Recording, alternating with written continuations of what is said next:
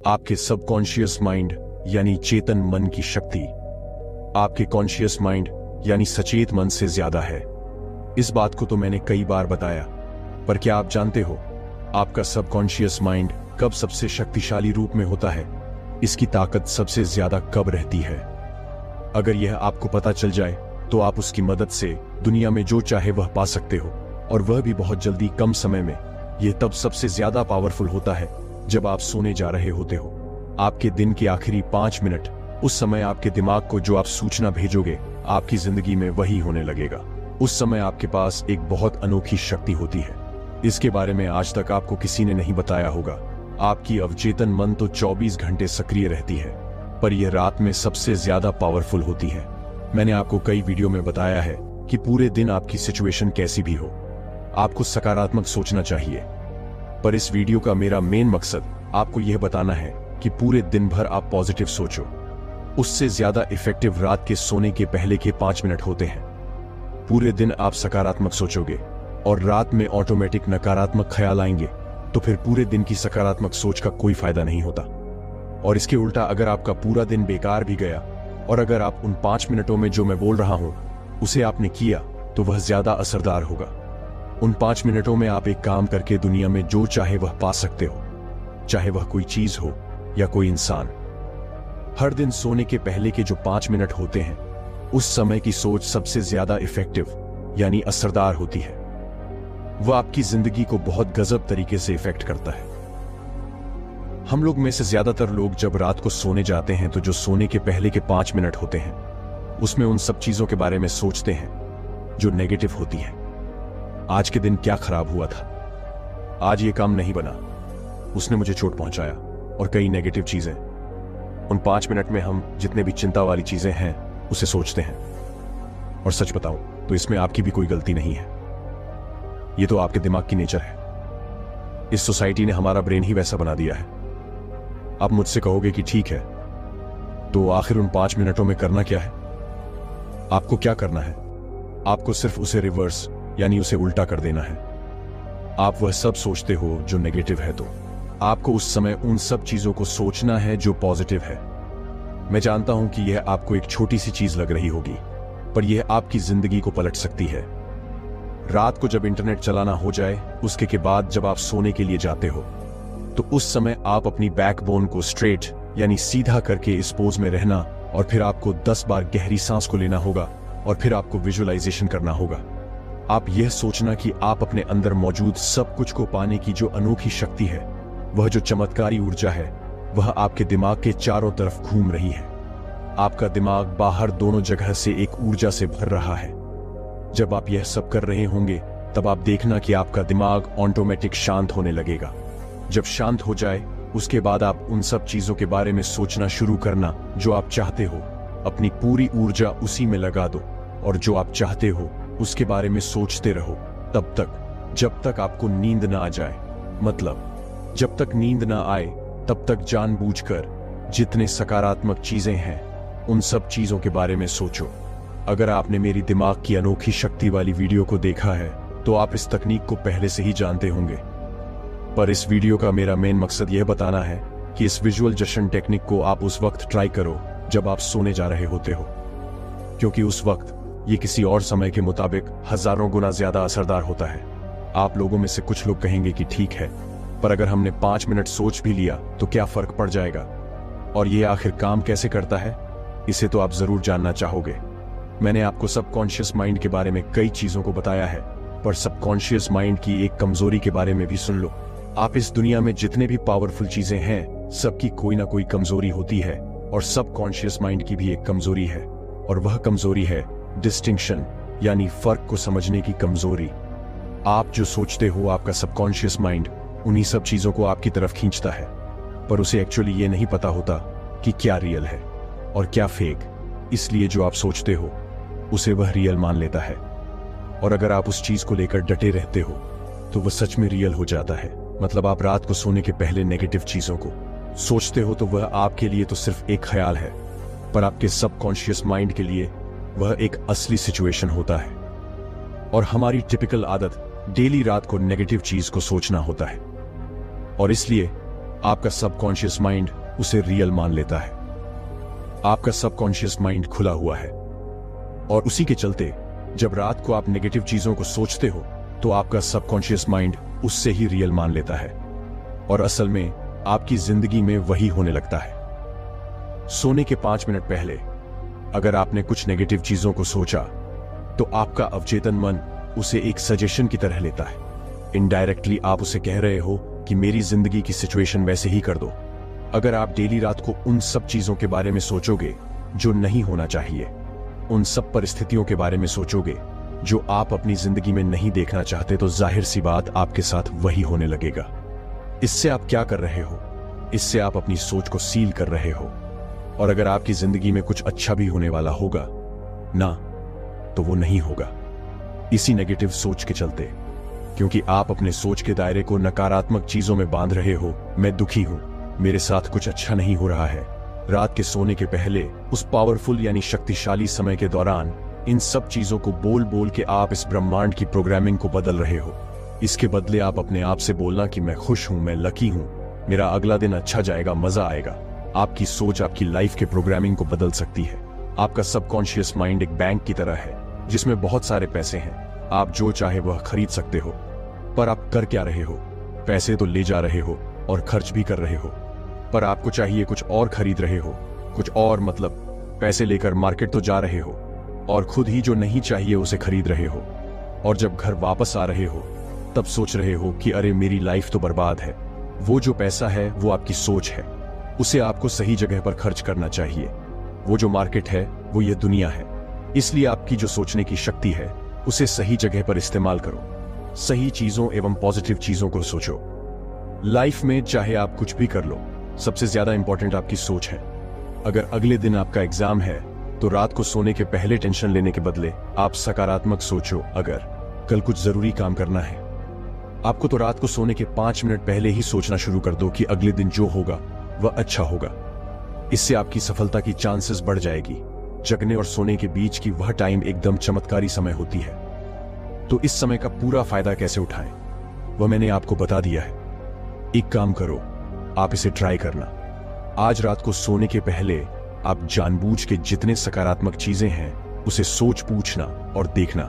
95% chances हैं कि आपका अगला दिन अच्छा जाएगा। दोस्तों, अक्सर आपने देखा होगा कि आपका पड़ोसी या रिश्तेदार आपकी अपेक्षा ज्यादा खुशहाल, ताकतवर या धन दौलत से संपन्न दिखाई देते हैं। क्या आपने कभी अपने मन में विचार किया है कि हम सभी का मस्तिष्क की बनावट सेम है? जहां तक कि आंख, नाक, कान, मुख सब एक जैसा है। जब सब कुछ एक जैसे ही है तो अपनी जिंदगी में सब खुशहाल की जिंदगी क्यों नहीं जी पाते हैं? परेशान अथवा गरीब क्यों रहते हैं? आज आपको वह जानकारी मिलने वाली है जो आज के पहले आपने न कभी पढ़ा होगा और न कभी सुना होगा। जैसा कि हम जानते हैं कि हम जो भी काम अपने दैनिक जीवन में करते हैं वह सब चेतन मन के द्वारा होता है। चेतन मन अपना काम जागृत अवस्था में या कहे कि पूरे होश हवास में करता है, जबकि अवचेतन मन चेतन मन के द्वारा दिए गए निर्देशों को सच मान लेता है, चाहे वह चीज हो या गलत हो। लेकिन प्रश्न उठता है कि जब अवचेतन मन गलत चीज को भी सच मान लेता है तो हमारा अवचेतन मन सही निर्णय कैसे लेता है? साथियों, आपको यह बात पता होनी चाहिए कि पूरे ब्रह्मांड का नियंत्रण हमारे अवचेतन मन से ही होता है। प्रकृति के द्वारा हमारे अवचेतन मन को बहुत मजबूत बनाया गया है। अवचेतन मन बहुत समझदार होता है। यह सब प्रश्नों के उत्तर जानता है, लेकिन इसे पता नहीं होता कि यह सब जानता है। जैसे हनुमान जी को समुद्र पार करने की बात आई तो उन्हें उनकी शक्ति को याद दिलाया गया था। अवचेतन मन आपके साथ बहस या पलटकर उत्तर नहीं देता है। यह आपसे कभी नहीं कहेगा कि आप मुझ पर नेगेटिव चीजों का छाप न छोड़े। जब आप कहते हैं मैं यह नहीं कर सकता, मेरी उम्र बहुत ज्यादा हो गई है, मैं इस जिम्मेदारी को नहीं निभा सकता, मैं गलत जगह गलत घर में पैदा हो गया था, मैं सही नेताओं को नहीं जानता हूं, तो आप इन नकारात्मक विचारों को अपने अवचेतन में भर रहे हैं और यह इनके अनुरूप प्रतिक्रिया करता है। ऐसा करके आप अपनी ही भलाई का रास्ता रोककर अपने जीवन में कमी, सीमा और कुंठा उत्पन्न कर रहे हैं। जब आप अपने चेतन मन में बाधा, अवरोध और विलंब की कल्पना करते हैं तो आप अपने अवचेतन मन की बुद्धिमत्ता और ज्ञान का लाभ नहीं ले पाते, क्योंकि आपको विश्वास होता है कि आपका अवचेतन मन आपकी समस्या को नहीं सुलझा सकता। परिणाम स्वरूप मानसिक और भावनात्मक संकुचन बीमारियां एवं न्यूरोटिक प्रवृत्तियां आती हैं। यदि आप अपनी इच्छाओं को साकार करना और कुंठा से उभरना चाहते हैं तो दिन में कई बार दृढ़ता से कहे, असीमित बुद्धिमत्ता मुझे आदर्श योजना की राह दिखाती है, उस ओर ले जाती है और आवश्यक बातें बताती है। मेरे अवचेतन की अधिक गहरी समझ अब प्रतिक्रिया कर रही है कि मैं जो महसूस करता हूं वह बाहर व्यक्त होता है। संतुलन और संबुद्ध प्रत्येक रह है। लेकिन यदि आप कहते हैं कि अब कोई रास्ता नहीं बचा है, अब मेरा खेल खत्म हो गया है, इस उलझन से बाहर निकलने का कोई तरीका नहीं है, मैं बाधित और अवरुद्ध हूं, ऐसे में आपके अवचेतन मन से कोई उत्तर या प्रतिक्रिया नहीं मिलेगी। यदि आप हते हैं कि आपका अवचेतन आपके लिए काम करे, तो इसका सहयोग पाने के लिए आपको इससे सही संदेश देना होगा, क्योंकि यह तो आपके लिए हमेशा काम कर रहा है, आपके हृदय की धड़कन और सांस को नियंत्रित कर रहा है। यदि आपकी उंगली कट जाए तो उपचार की प्रक्रिया शुरू कर देता है। इसकी मूलभूत प्रवृत्ति जीवन की ओर है। यह हमेशा आपकी देखभाल करता है और आपको सुरक्षित रखता है। जैसा कि आप जानते हैं कि आपके अवचेतन के पास अपनी खुद की बुद्धि भी होती है और आपको सुरक्षित रखता है। जैसा कि आप जानते हैं, इसने आपके विचारों और छवियों के पैटर्न को स्वीकार कर लिया, तो समस्या का उत्तर तलाशते समय आपका अवचेतन मन प्रतिक्रिया करेगा। यह आपसे उम्मीद करेगा कि आप अपने चेतन मन में किसी सच्चे निर्णय या फैसले पर पहुंच जाएं। आपको यह मानना होगा कि आपके अवचेतन मन के पास उत्तर है, लेकिन आप कहते हैं कि मुझे नहीं मालूम है कि कोई रास्ता है भी या नहीं। मैं पूरी तरह दुविधा और उलझन में हूं, मुझे उत्तर क्यों नहीं मिलता? तो आप अपनी प्रार्थना को नकार रहे हैं। समय काटते सैनिक की तरह आप ऊर्जा का प्रयोग तो कर रहे हैं, लेकिन आप आगे नहीं बढ़ते हैं।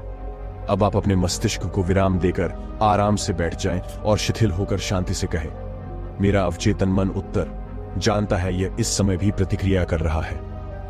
मैं धन्यवाद देता हूं, क्योंकि मैं जानता हूं कि मेरे अवचेतन की असीमित बुद्धिमत्ता सारी बातें जानती है और मुझे इस वक्त आदर्श उत्तर दे रही है, और मैं इसे भली भांति जान रहा हूं और स्वीकार भी कर रहा हूं। मेरा सच्चा विश्वास मेरे अवचेतन मन की बुद्धिमत्ता और ज्ञान को स्वतंत्र कर रहा है। मुझे खुशी है कि ऐसा हो रहा है। सोते समय आपको मार्गदर्शन दिया जाता है, जो कई बार सपने में मिलता है।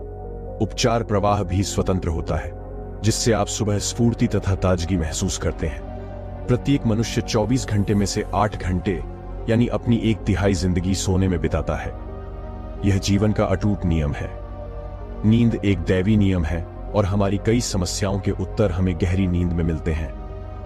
बहुत लोगों का मानना है कि आप दिन भर काम करने पर थक जाते हैं, इसलिए आप शरीर को आराम देने के लिए सोते हैं, और सोते समय शरीर में मरम्मत की प्रक्रिया चलती है। यह सिर्फ गलतफहमी है। नींद में शरीर कभी आराम नहीं करता है। सोते समय भी आपका दिल, फेफड़े और सभी महत्वपूर्ण अंग काम करते रहते हैं, लेकिन आप सोने से पहले खाते हैं तो खाना पच जाता है और पोषक पदार्थ सभी अंगों तक पहुंच जाते हैं। आपकी त्वचा पसीना उत्पन्न करती है, आपके नाखून और बाल बढ़ते रहते हैं। इस प्रकार आपका अवचेतन मन कभी भी आराम नहीं करता है। यह हमेशा सक्रिय और आपकी सभी महत्वपूर्ण शक्तियों को नियंत्रित करता है। नींद में उपचार प्रक्रिया ज्यादा तेजी से काम करती है, क्योंकि तब आपका चेतन मन कोई व्यवधान नहीं डालता है। आपके प्रश्नों के उल्लेखनीय उत्तर आपको नींद में ही मिलते हैं। आप जानते ही होंगे कि नींद के बारे में गंभीर शोध करने वाले शुरुआती वैज्ञानिक शोधकर्ताओं में डॉ जॉन बिजेल का नाम उल्लेखनीय है। उन्होंने दिखाया कि रात को सोते समय आंख, कान, नाक और त्वचा के नीचे की तंत्रिकाओं से आपको लगातार संवेग मिलते रहते हैं। मस्तिष्क का तंत्रिका संचार तंत्र भी काफी सक्रिय रहता है। आप देखते हैं कि दिन भर आपका चेतन मन चिंताओं, संघर्ष और विवादों में उलझा रहता है। इसे समय समय पर इंद्रियों के प्रमाण और यथार्थवादी जगत से दूर हटने तथा अवचेतन मन की आंतरिक बुद्धिमत्ता से मौन संप्रेषण करने की जरूरत होती है। मार्गदर्शन शक्ति और अधिक ज्ञान का दावा करके आप जीवन के प्रत्येक क्षेत्र की प्रत्येक मुश्किल से उभरने में कामयाब होंगे और अपनी दैनिक समस्याओं को सुलझाने में भी इंद्रिय प्रमाण और रोजमर्रा के शोर शराबे व दुविधा से निरंतर रूप से हटना नींद का एक प्रकार है। यानी आप विश्व के लिए सोए होते हैं और अपने अवचेतन मन की बुद्धिमत्ता तथा शक्ति के लिए जागृत होते हैं। क्या आपने कभी यह सोचा है कि नींद की मात्रा पर्याप्त नहीं होने पर क्या प्रभाव देखने को मिलते हैं? अक्सर आपने देखा होगा कि नींद की कमी किसी को भी चिड़चिड़ा, तुनक मिजाज और निराशावादी बना देती है। इस तथ्य से भी इनकार नहीं किया जा सकता कि इंसानों को स्वस्थ रहने के लिए कम से कम 6 घंटे नींद की जरूरत होती है। अधिकांश मनुष्यों को इससे ज्यादा की जरूरत होती है। जो मनुष्य सोचते हैं कि वे इससे कम में काम चला सकते हैं, वे स्वयं को मूर्ख बना रहे हैं। शोधकर्ताओं ने नींद की प्रक्रियाओं और नींद की कमी में बहुत शोध किया है।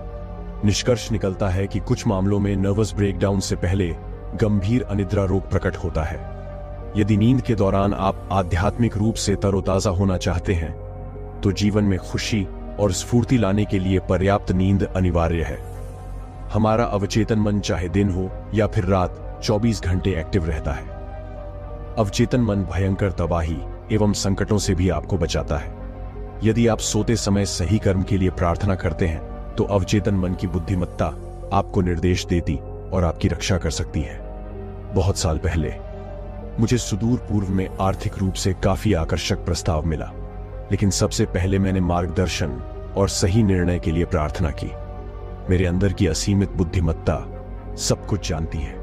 जब उत्तर मिलेगा तो मैं उसे पहचान लूंगा। मैंने सोने जाने से पहले इस प्रार्थना को बार बार लोरी की तरह दोहराया। उस रात मैंने एक सपना देखा जिसमें एक पुराना दोस्त मेरे पास आया। उसके हाथ में एक अखबार था और वह बोला कि हेडलाइंस को पढ़ो मत जाओ।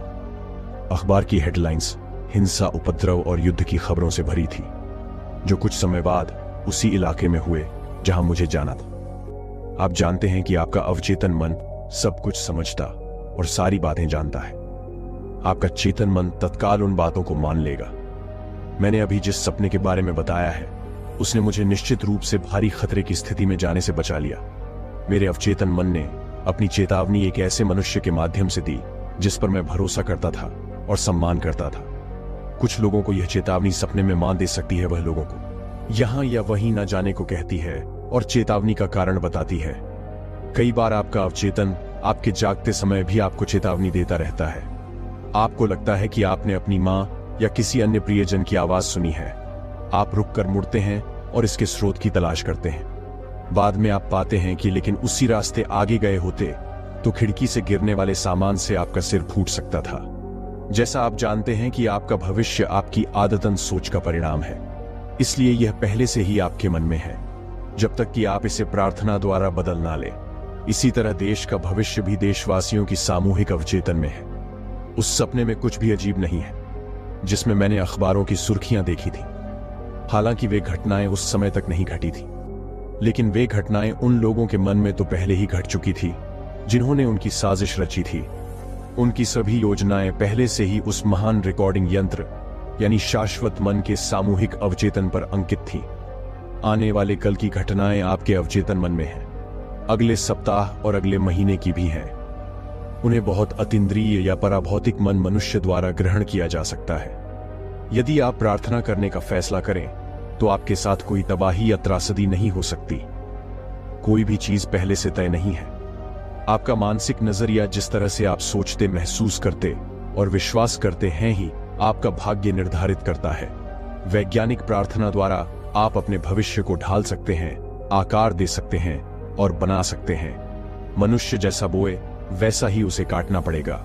यदि आप अनिद्रा से पीड़ित हैं, जो बात अब मैं आपको बताने जा रहा हूं, इसे ध्यान से सुने। इसे सोने से पहले धीरे धीरे शांति और प्यार से दोहराए। मेरे पैरों के अंगूठे शिथिल हैं, मेरे टखने शिथिल हैं, मेरे पेट की मांसपेशियां शिथिल हैं, मेरा हृदय और फेफड़े शिथिल हैं, मेरे हाथ शिथिल हैं, मेरी गर्दन शिथिल है, मेरा मस्तिष्क शिथिल है, मेरा चेहरा शिथिल है, मेरी आंखें शिथिल हैं, मेरा पूरा मन और शरीर शिथिल है। मैं पूरी तरह से प्रत्येक को क्षमा करता हूं और मैं सबके लिए सद्भाव, सेहत, शांति और जीवन की सभी नियामत की सच्ची इच्छा करता हूं। मैं शांति से हूं, मैं संतुलित और शांत हूं, मैं सुरक्षा और शांति में विश्राम करता हूं। एक गहरी शांति मेरे पूरे अस्तित्व को शांत करती है। जब मैं अपने अंदर दैवीय उपस्थिति को महसूस करता हूं, मैं जानता हूं कि जीवन और प्रेम का एहसास मेरा उपचार करता है। मैं खुद को प्रेम की चादर में लपेट हूं और सबके प्रति सद्भावना से भरा सोता हूं। रात भर शांति मेरे साथ रहती है और सुबह मैं जीवन तथा प्रेम से भरा रहूंगा। मेरे चारों तरफ प्रेम का दायरा है। मुझे किसी बुराई का भय नहीं होगा, क्योंकि आप मेरे साथ हैं। मैं शांति से सोऊंगा, खुशी से जागूंगा और उनमें मैं जीगा चलूंगा और मेरा अस्तित्व होगा। बस यही बातें आपको सोने से पहले दोहराएं, तो आप देखेंगे कुछ ही दिनों में आपके सबकॉन्शियस माइंड में बदलाव देखने को मिलेगा। आप शांति से सोएंगे और खुशी से जागेंगे। दोस्तों, अब हम जानेंगे सांस, यानी आपके अंदर बाहर आती जाती यह हवा।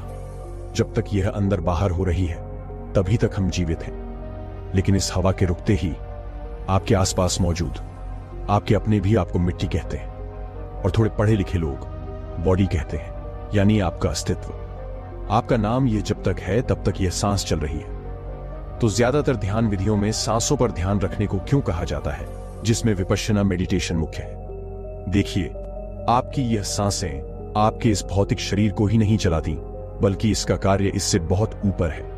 आपकी सांसों का कनेक्शन आपके शरीर के साथ साथ आपके भीतर चल रहे वह विचार, वह इमोशंस, उन सब से सीधा संबंध होता है।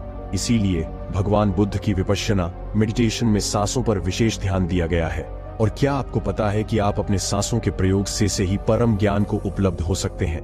आपके इमोशंस, आपके विचार या आपके भीतर तल पर घट रही कोई भी घटना जो सूक्ष्म तल पर है, उन सभी घटनाओं की जिम्मेदार आपकी सांस है। शायद आप नहीं जानते होंगे, अगर आप अपनी सांसों पर एक छोटा सा प्रयोग करते रहे, तब आप इस भौतिक जगत में चल रही घटनाओं के बारे में, पेड़ पौधे, पशु पक्षी, इस प्रकृति के बारे में इतना ही नहीं, इस ब्रह्मांड के बहुत से रहस्य जानने लगते हैं। हाँ, केवल इस सांसों के प्रयोग से आप अपने आप को पूरा का पूरा बदल सकते हैं, एक नया इंसान बना सकते हैं। मतलब आपका होना जो भी है वह वैसा नहीं होगा, वह होगा जो असल में आपको होना चाहिए।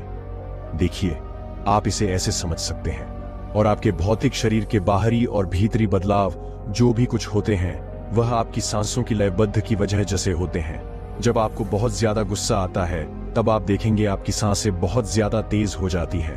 अगर ठीक उसी समय आप केवल अपनी सांसों को कंट्रोल कर पाए, उसे थोड़ा धीमा कर सके, तो आप देखेंगे आपका गुस्सा एकदम से खत्म हो जाएगा। साधारण एक मनुष्य 1 मिनट में 15 से 16 बार सांस लेता है और उतनी ही बार छोड़ता है। तो वह इस कैलकुलेशन से बिल्कुल एक काम आसान है, हमारी तुम्हारी तरह। और सद्गुरु कहते हैं कि अगर आपके शरीर से एक प्रयोग करके बिल्कुल सही ढंग से आपकी सांसों को 15 से 16 बार जो आप लेते हैं 1 मिनट में, अगर उसे 11 बार से नीचे लेकर आया जाए, तब आपके भौतिक तल पर एक समझ का दायरा बढ़ जाता है। मतलब आप इससे अपने आसपास के कई प्रकार के कंपन महसूस करना शुरू कर देते हैं, यानी शब्दों की ध्वनि से जो आप सुन पाते हैं, समझ पाते हैं, आप उससे भी बारीक चीजों को पकड़ने लगेंगे, उनसे हल्की ध्वनियां महसूस करने लगेंगे। जैसे जानवर जो ध्वनि निकालते हैं, आप उन्हें महसूस कर पाएंगे। उन ध्वनियों में मौजूद वह फीलिंगलेस पेड़ पौधों के इस प्रकृति के मैकेनिज्म को समझने लगते हैं, क्योंकि जीवन तो पेड़ पौधों में भी है। और कहते हैं कि पेड़ पौधे भी बात करते हैं। यह हमारी फीलिंगलेस में वह बेजान चीजें आपको बेजान नजर आती है, लेकिन ऊर्जा उसमें भी है और आप उस ऊर्जा को महसूस कर सकते हैं। और जब आप बेजान चीजों के कंपन को महसूस करने लगेंगे, उससे जानने लगेंगे, तब आपके लिए ब्रह्मांड के को सभी रहस्य धीरे धीरे स्पष्ट होने लगेंगे। आप उनके बारे में भी जानने लगेंगे। और विपस्सना ध्यान विधि आपको इस ऊंचे स्तर पर ले जाने की एक विधि है। सांसों के इस प्रयोग को धीरे धीरे अगर आप करते रहेंगे तो एक दिन यह साध जाएगा। लेकिन यह ऐसा नहीं है जैसे जानबूझकर आप अपनी सांसों की काउंटिंग कम कर दें। 1 मिनट में 5 बार 6 बार इसे करने लगे, यह तो फोर्सफुली होगा। इसे प्रकृति होना चाहिए।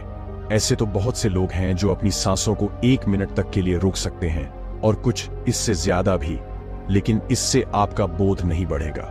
आपने देखा होगा, जब आप ध्यान करते हैं तब आपके सांसों की गति धीरे धीरे कम होने लगती है, क्योंकि अब आपके शरीर को इतनी ऊर्जा की जरूरत नहीं है, क्योंकि अब आपके शरीर को कुछ करना ही नहीं पड़ रहा है।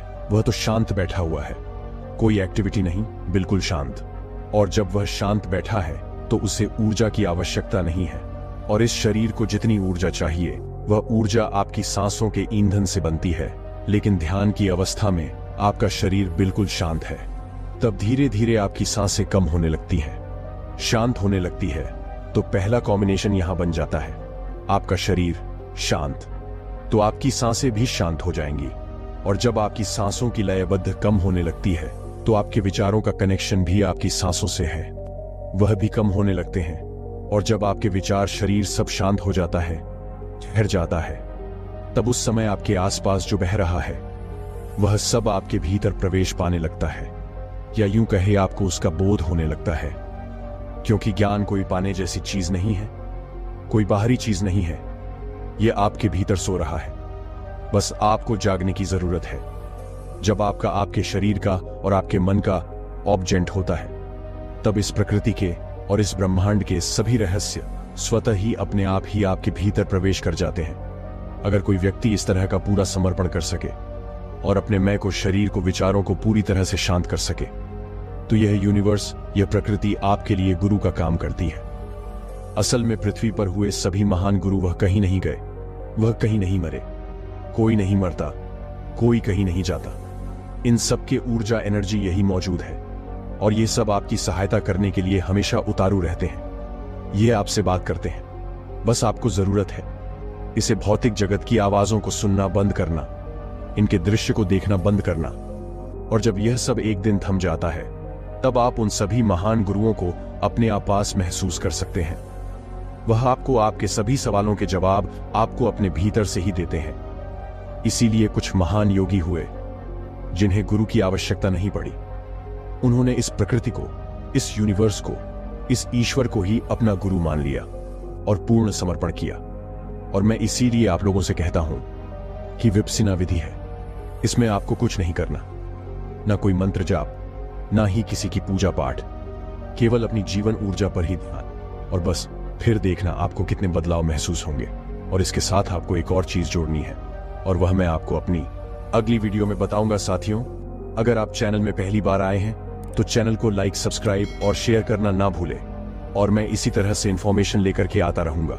आपको हमारे चैनल में इसी तरह का इंफॉर्मेशन, मेडिटेशन देखने को मिलेगा। चलिए मिलते हैं नेक्स्ट वीडियो में, तब तक के लिए अपना ख्याल रखना। धन्यवाद।